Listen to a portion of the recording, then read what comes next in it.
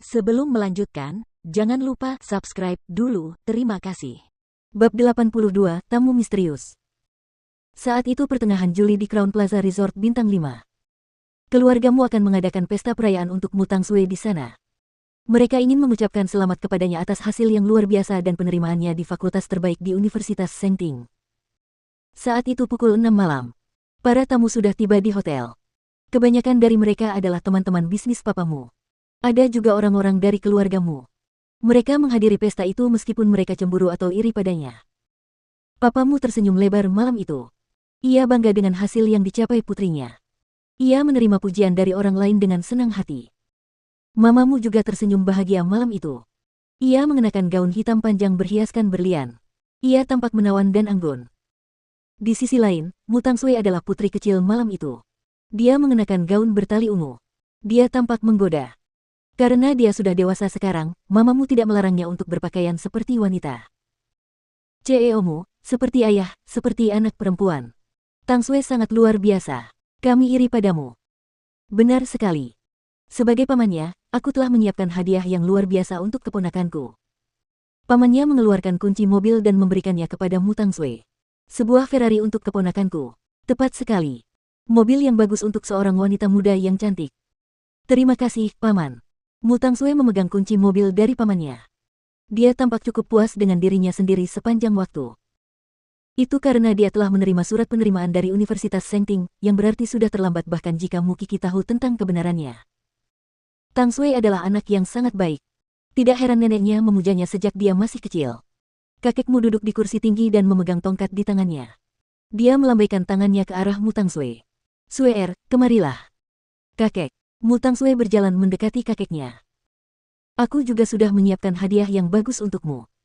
Kakekmu lalu berkata kepada pengacara di sampingnya, bacakan dengan keras. Baiklah. Nona mudamu sudah dewasa sekarang.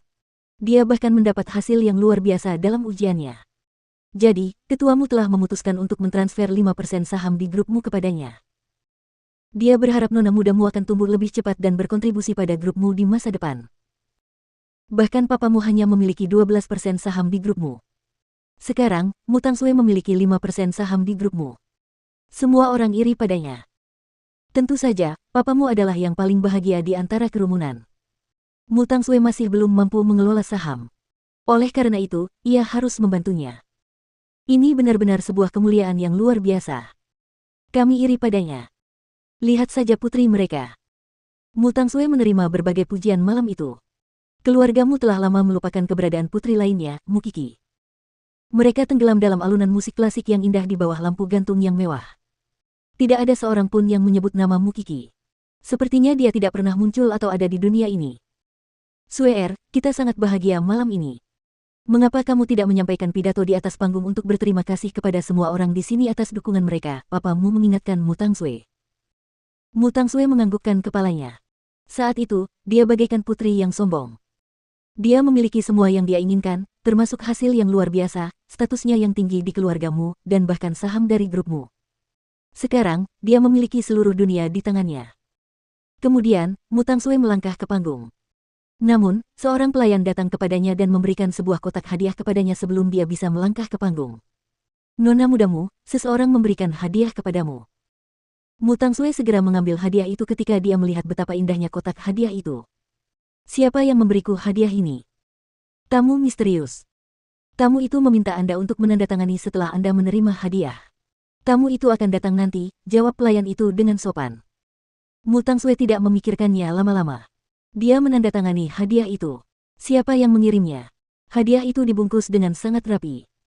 Sueer, cepat buka hadiahnya. Mungkin itu dari salah satu pengagummu.